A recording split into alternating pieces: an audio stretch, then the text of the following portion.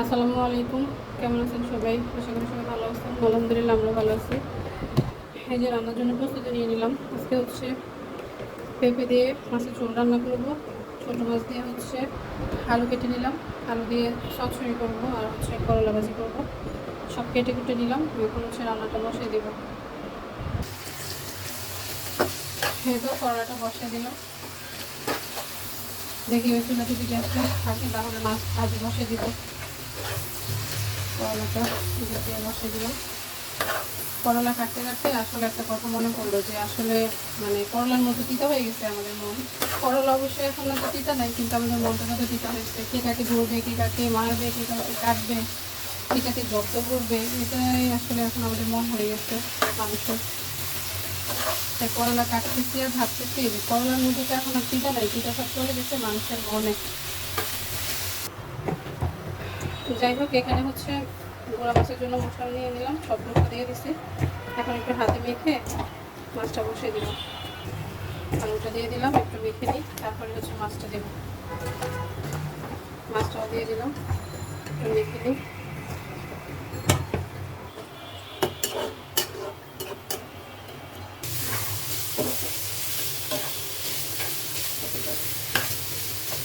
আজকে মোটামুটি গ্যাস আছে, দুই তরকারি দুই চুলায় বসিয়ে দিলাম। দুই চুলে দিলে হয় কি একটু তাড়াতাড়ি হয়, হতে থাকুক। এই তো মাছটাও ফুটে উঠছে। আমি মনে হয় একটু ঝোলটা বেশি দিয়ে দিছি, কারণ হচ্ছে গ্যাস খুবই কম।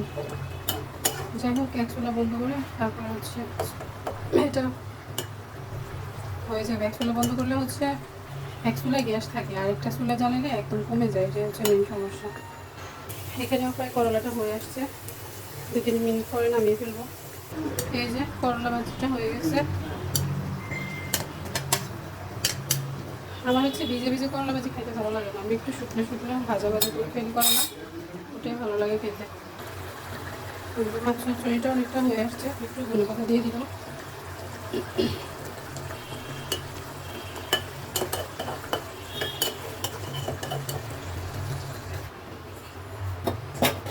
এই তো মাছ চড়িটা হয়ে গেছে। এখানে হচ্ছে মাছ ভাজি করে নিব পেঁপের জন্য। হলুদ আর লবণ দিয়ে রেখে দিলাম।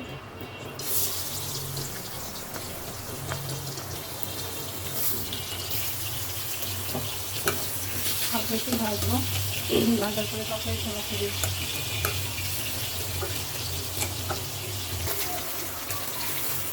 মাছটা প্রায় ভাজা হয়ে গেছে। এখানে পেঁপে তরকারিটা বসিয়ে দিলাম।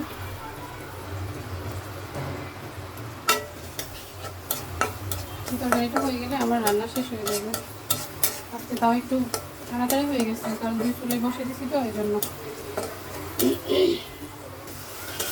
কালকে বললাম না যে আমাদের পাশের গ্রামে হচ্ছে আমার ভাইয়া ফোন দিচ্ছে টাকা ঢুকছে, তো গ্রামের মানুষ হচ্ছে ধরে 4 জনকে একদম মেরেই ফেলছে পুরো একদম। পরে সেনাবাহিনী গেছে, যাওয়ার পরে হচ্ছে লাশও নেয়নি, বলতেছে লাশ নিয়ে কী করবে। এই অবস্থা, খুবই শোচনীয় অবস্থা। ওরা হচ্ছে নাকি 10টা মোটরসাইকেল নিয়ে আসছে ডাকাতি করার জন্য। পরে এলাকার মানুষ টের পেয়ে মসজিদে মসজিদে মাইকিং করা শুরু করছে, পরে সবাই ধরে একদম দিচ্ছে। আসলে সবাই সুযোগ খোঁজে, কখন সুযোগ পাবে, কখন সুযোগ পেয়ে খবরটা মারবে, এটাই হচ্ছে আমাদের মানুষের ধর্মকর্ম সব। এখন বর্তমানে যেরকম কর্ম করছে ওরকম ফলটাও পাইছে, কী লাভ হলো, জীবনটাই চলে গেলো এখন। যাই হোক, এই যে আমি তরকারির মধ্যে কথা বলতে বলতে মশলাপাতি যা লাগে সব দিয়ে দিচ্ছি। একটু কষাই নিই, তারপর হচ্ছে পেঁপেটা দিব। এই তো পেঁপেটাও দিয়ে দিলাম, একটু কষানো হোক, তারপর হচ্ছে মাছটা দিয়ে দিব। এই তো পরিমাণ মতো ঝোলটা দিয়ে দিলাম। পেঁপেটা সিদ্ধ হলেই হচ্ছে নামিয়ে ফেলবো। বাইরে হচ্ছে ঝুম বৃষ্টি হচ্ছে।